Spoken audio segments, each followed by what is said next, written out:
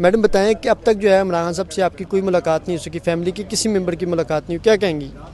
بس پریشانی ہے اسی بات میں، اسی کے لیے یہاں آئے ہیں اور اسی ملاقات کے لیے کوشش ہو رہی ہے پچھلے 2 ہفتوں سے، اور اللہ کرے آپ دعا کریں کہ یہ جج صاحب کرا دیں اور یہ فیصلہ صحیح کر دیں، اور آپ کو کیونکہ جب تک آپ ملیں گے نہیں آپ کو پریشانی رہے گی کہ اندر ہو کیا رہا ہے۔ تو صاحبزادہ حمزہ رضا صاحب نے کہا ہے کہ ان سے بڑی ان کی خان صاحب کی داڑھی ہوگی، تو خان صاحب کی داڑھی کی وجہ سے آپ کو کیا کہیں گے؟ کوئی نہیں، داڑھی تو چھوٹی چیز ہے، بڑی ہو گئی چھوٹی ہو گئی اس سے کیا فرق پڑتا ہے۔ یہ بھی جان کے کر رہے ہوں گے کہ ان کو سامان نہیں دے رہے ہوں گے، ان کو ہر چیز پہ تنگ کر رہے ہیں، لیکن یہ ان کو سب کچھ بڑا مہنگا پڑے گا۔ یہ انشاءاللہ تم دیکھنا، میرے دل سے جو نکل رہا ہے نا، اور میرے اور بہت لوگوں کے میں منہ سے کہنا نہیں چاہتی، ان کی اس چیز کا یہ خود بھگتیں گے، جو یہ ان کے ساتھ کر رہے ہیں نا، ان کو اللہ کی پکڑ آئے گی۔ یہ دیکھنا آپ، میں تو یقین کرے دل سے نکلتی ہے ان کے لیے۔ عمران خان صاحب کا اس ٹائم سارا خاندان جیلوں کے اندر ہے، آپ علیمہ خان صاحبہ کو بھی جیل میں ملی ہے، تو ان کے کیا جذبات، انہوں نے کیا کہا؟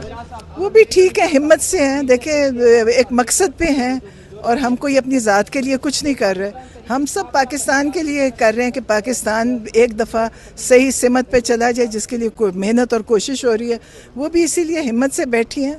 انشاءاللہ بیٹھیں گی بھی، اور ظلم تو یہ اس کا نتیجہ تو یہ خود لوگ بھگتیں گے۔ آئینی ترمیم جو ہے وہ تو ہوگی، کہا جا رہا تھا کہ آئینی ترمیم کے بعد جو ہے وہ کیسز وغیرہ دوبارہ سے شروع ہو جائیں گے، سماعتیں ہوں گی، لیکن ابھی بھی ہم نے دیکھا کہ پنجاب حکومت نے مزید پابندی لگا دی ہے اور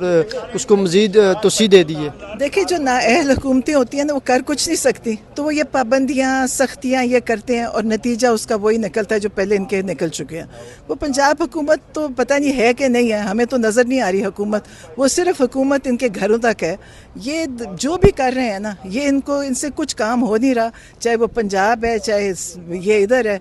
یہ بھی نہیں پتہ کہ حکومت کون کر رہا ہے۔ دیکھیں لوگوں کو یہ نہیں پتہ کہ اصل حکمران کون ہے، تو میرا نہیں خیال کہ یہ کچھ کر سکیں گے۔